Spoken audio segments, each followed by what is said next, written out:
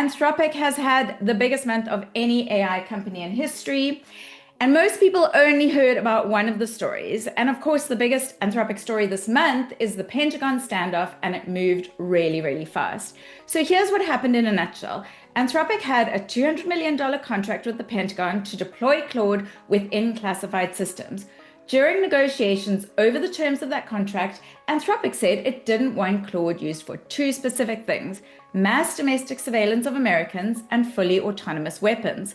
The Pentagon's position was that a private company shouldn't dictate how the military uses its technology. They wanted Anthropic to accept any lawful use and remove safeguards.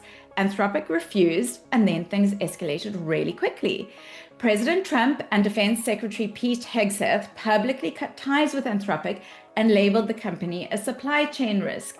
That's a designation normally reserved for foreign firms suspected of espionage. They also directed all federal agencies to stop using Claude. Anthropic filed lawsuits challenging this. Then the DOJ filed a rebuttal, calling Anthropic an unacceptable risk to national security. The core of their argument was that Anthropic might disable or alter Claude mid-operation if it felt its red lines were being crossed.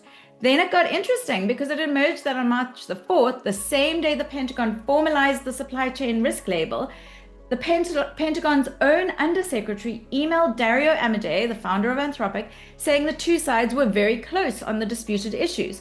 So publicly, they were calling Anthropic a national security threat. Privately, they were saying they were nearly aligned. Meanwhile, OpenAI and X both signed deals with the Pentagon, no questions asked. Dario Amodei called OpenAI's deal maybe 20% real and 80% safety theater. Over 30 staff from OpenAI and Google signed a legal brief backing Anthropic's lawsuit.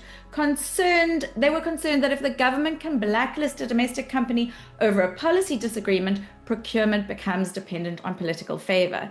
The hearing started this week, and in its first day, it was looking quite good for Anthropic.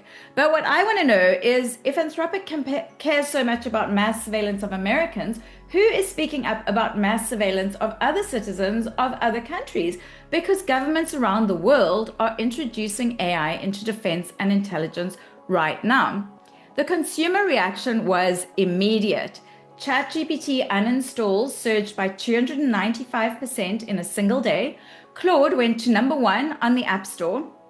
And OpenAI's robotics director, Caitlin Kalinowski, resigned publicly over the Pentagon deal. She wasn't the only one. Their VP of Research, Max Schwarzer, also left for Anthropic.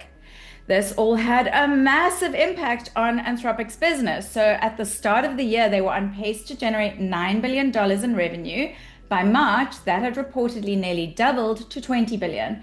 And the share of US companies paying for Anthropic's tools hit 40%, up from 4% a year earlier. Over the same period, OpenAI's share of enterprise spending dropped from 50% to 27%.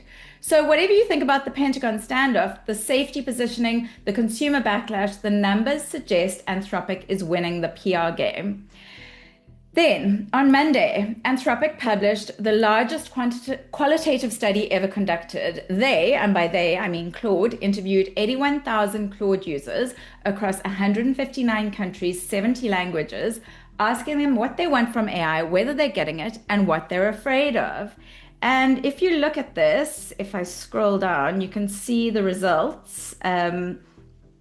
What people want is professional excellence, personal transformation, and life management.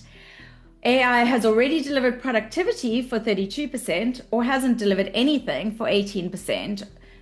And what people are worried about is unreliability, jobs and economy, autonomy and agency. Surveillance and privacy is quite low there, which I find very interesting. Finally, on Anthropic, on the 11th of March, the company launched the Anthropic Institute this month. It's a new research arm led by the co-founder, Jack Clark, bringing together machine learning engineers, economists, and social scientists to study AI's impacts on jobs, security, and society.